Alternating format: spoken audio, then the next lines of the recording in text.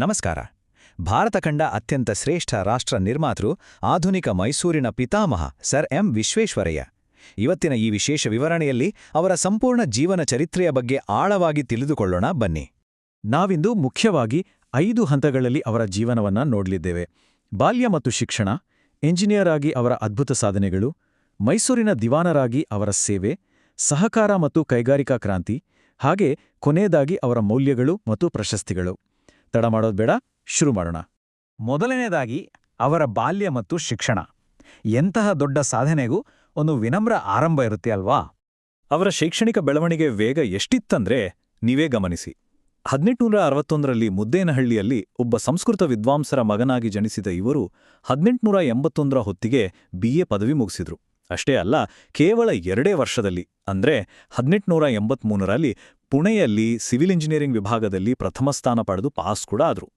ಇಲ್ಲಿ ನಾವೆಲ್ಲರೂ ಕಲಿಬೇಕಾದ ಒಂದು ಸ್ಫೂರ್ತಿದಾಯಕ ವಿಷಯ ಇದೆ.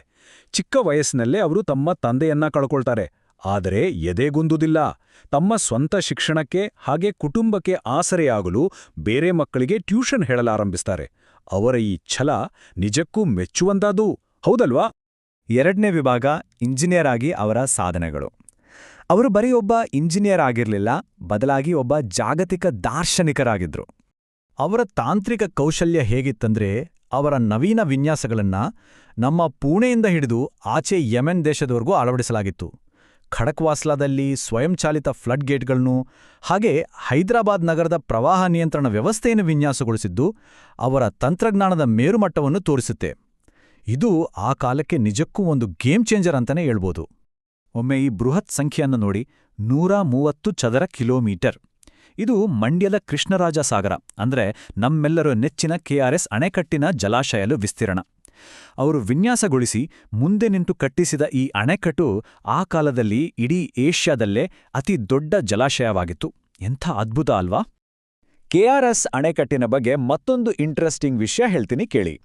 ಇದನ್ನ ಕಟ್ಟೋದಕ್ಕೆ ಆಧುನಿಕ ಸಿಮೆಂಟ್ ಬದಲಿಗೆ ಸುರ್ಕಿಗಾರೆ ಅನ್ನೋ ಸಾಂಪ್ರದಾಯಿಕ ವಸ್ತುವನ್ನ ಬಳಸಿದ್ದಾರೆ.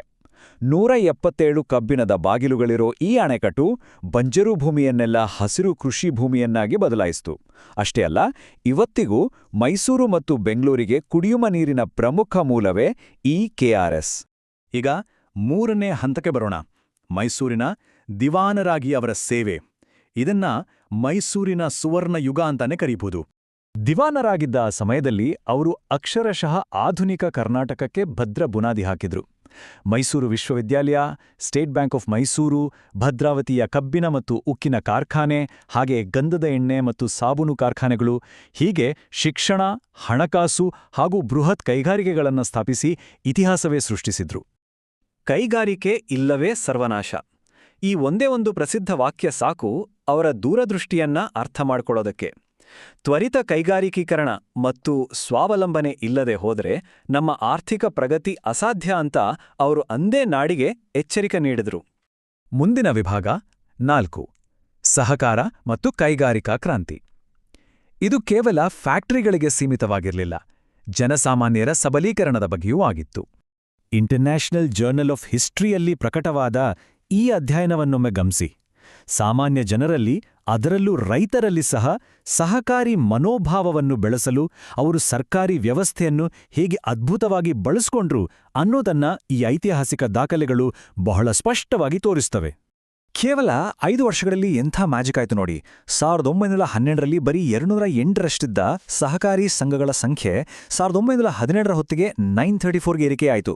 ಸ್ಥಳೀಯ ರೈತರು ಮತ್ತು ಕುಶಲಕರ್ಮಿಗಳಿಗೆ ಶಕ್ತಿ ತುಂಬಲು ಸಹಕಾರಿ ವಲಯವನ್ನ ಅವರು ಎಷ್ಟು ವೇಗವಾಗಿ ವಿಸ್ತರಿಸಿದ್ರು ಅನ್ನೋದಕ್ಕೆ ಇದೇ ಸಾಕ್ಷಿ. ಈ ಅಂಕಿಅಂಶಗಳನ್ನು ನೋಡಿದ್ರೆ ನಿಜಕ್ಕೂ ಆಶ್ಚರ್ಯ ಆಗತ್ತೆ. ಬರೀ 5 ವರ್ಷದಲ್ಲಿ ಸಂಘಗಳ ದುಡಿಯೋ ಬಂಡವಾಳ ಸುಮಾರು 10 ಪಟ್ಟು ಹೆಚ್ಚಾಗಿದೆ. ಈ ಹಣದಿಂದ ಗ್ರಾಮೀಣ ಸಾಲಗಳು, ಕಬ್ಬು ನುರಿಸುವಿಕೆ ಮತ್ತು ಭತ್ತದ ಸಂಸ್ಕರಣೆಗೆ ಎಲ್ಲಿಲ್ಲದ ಬೆಂಬಲ ಸಿಕ್ತು. ಅವರಿಗೆ ಚೆನ್ನಾಗೇ ಗೊತ್ತಿತ್ತು, ಕೇವಲ ಹಣಕಾಸಿನ ನೆರವು ಕೊಟ್ರೆ ಸಾಲದು, ಜನರಿಗೆ ಅದರ ಬಗ್ಗೆ ಶಿಕ್ಷಣ ಕೂಡ ನೀಡಬೇಕು ಅಂತ. ಅದಕ್ಕಾಗಿ ಅವರು ಭರ್ಜರಿಯಾದ 3 ಹಂತದ ತಂತ್ರವನ್ನ ಜಾರಿಗೆ ತಂದರು. ಹಳ್ಳಿ ಜನರಿಗೆ ಮೂಲಭೂತ ಅಕೌಂಟಿಂಗ್ ಕಲಿಸೋದು, ದೊಡ್ಡ ಮಟ್ಟದ ಸಹಕಾರಿ ಸಮ್ಮೇಳನಗಳನ್ನು ಮಾಡೋದು ಹಾಗೂ ಗ್ರಾಮೀಣ ಸ್ಟೋರ್ಸ್ ಮತ್ತು ಲ್ಯಾಂಡ್ ಬ್ಯಾಂಕ್ಗಳನ್ನು ಸ್ಥಾಪಿಸೋದು. ಇದು ಅವರ ಪಕ್ಕಾ ಪ್ಲಾನಿಂಗ್ ಆಗಿತ್ತು. ಈಗ ಕೊನೆಯ ವಿಭಾಗ, ಅವರ ಮೌಲ್ಯಗಳು ಅವರಿಗೆ ಒಲಿದು ಬಂದ ಪ್ರಶಸ್ತಿಗಳು ಮತ್ತು ಅವರು ಬಿಟ್ಟು ಹೋದ ಶಾಶ್ವತ ಪರಂಪರೆಯ ಬಗ್ಗೆ ನೋಡೋಣ.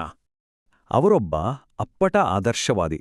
ಅವರು ಏನ್ ಹೇಳ್ತಿದ್ರೋ ಅದನ್ನೇ ಪಾಲಿಸ್ತಿದ್ರು. ಪಕ್ಕಾ ಟೈಮ್ ಮ್ಯಾನೇಜ್ಮೆಂಟ್, ಸದಾ ನೀಟಾಗಿರೋ ಡ್ರೆಸ್ಸಿಂಗ್, ಪ್ರತಿಯೊಂದು ಸಣ್ಣ ಕೆಲಸದಲ್ಲೂ ಪರ್ಫೆಕ್ಷನ್. ಅಷ್ಟೇ ಯಾಕೆ, ತಮ್ಮ 92ನೇ ವಯಸ್ಸಿನಲ್ಲೂ ಯಾರ ಸಹಾಯವೂ ಇಲ್ಲದೆ ನಡೆಯುವಷ್ಟು ದೈಹಿಕವಾಗಿ ಫಿಟ್ ಆಗಿದ್ರು. ಅವರ ಈ ಕಟ್ಟುನಿಟ್ಟಿನ ಶಿಸ್ತೇ ಸಾರ್ವಜನಿಕ ಸೇವೆಗೆ ಅಡಿಪಾಯವಾಗಿತ್ತು. ಅವರ 100 ವರ್ಷಗಳ ಸುದೀರ್ಘ ಹಾಗೂ ಸಾರ್ಥಕ ಜೀವನವನ್ನು ಇಡೀ ಜಗತ್ತೇ ಕೊಂಡಾಡಿತು. 1915ರಲ್ಲಿ ಬ್ರಿಟಿಷರಿಂದ ಪ್ರತಿಷ್ಠಿತ ನೈಟ್ಹುಡ್ ಅಥವಾ ಸರ್ ಪದವಿ, ತದನಂತರ ಸ್ವತಂತ್ರ ಭಾರತದ ಅತ್ಯುನ್ನತ ಪ್ರಶಸ್ತಿಯಾದ ಭಾರತ ರತ್ನ, ಹೀಗೆ ಅವರ ಪಯಣ ಪ್ರತಿಯೊಬ್ಬರಿಗೂ ರೋಮಾಂಚನ ಉಂಟುಮಾಡುತ್ತೆ. ಇವತ್ತು ಅವರ ಜನ್ಮದಿನವಾದ ಸೆಪ್ಟೆಂಬರ್ 15 ನಾವೆಲ್ಲರೂ ಎಂಜಿನಿಯರ್ಸ್ ಡೇ ಅಂತ ಹೆಮ್ಮೆಯಿಂದ ಆಚರಿಸ್ತೀವಿ. ಅದೇ ನಿಷ್ಠೆ ಮತ್ತು ದೂರದೃಷ್ಟಿಯೊಂದಿಗೆ ಈ ರಾಷ್ಟ್ರವನ್ನು ಕಟ್ಟಲು ಇಂದಿನ ಹೊಸ ಪೀಳಿಗೆಗೆ ಅವರು ಸದಾ ಸ್ಫೂರ್ತಿಯ ಚಿಲುಮೆ. ಈ ವಿವರಣೆಯ ಕೊನೆಯಲ್ಲಿ ನಾವೆಲ್ಲರೂ ಆಳವಾಗಿ ಯೋಚಿಸಬೇಕಾದ ಒಂದು ಪ್ರಮುಖ ಪ್ರಶ್ನೆಯಿದೆ. ಸರ್ ಎಂ ವಿಶ್ವೇಶ್ವರಯ್ಯನವರ ಪ್ರಮುಖ ಮೌಲ್ಯಗಳಾದ ಕಟ್ಟುನಿಟ್ಟಿನ ಶಿಸ್ತು, ಅವರ ನೈತಿಕತೆ ಅಥವಾ ಅವರ ಸಮಯ ಪಾಲನೆ, ಇವುಗಳಲ್ಲಿ ಉತ್ತಮ ಭವಿಷ್ಯವನ್ನು ನಿರ್ಮಿಸಲು ಇಂದಿನ ಸಮಾಜಕ್ಕೆ ಯಾವುದು ಅತ್ಯಂತ ಅವಶ್ಯಕ ಅಂತ ನಿಮಗೆ ಅನ್ಸುತ್ತೆ? ಖಂಡಿತ ಯೋಚಿಸಿ. ಇಲ್ಲಿಗೆ ಈ ಮಾಹಿತಿ ಮುಕ್ತಾಯವಾಯಿತು.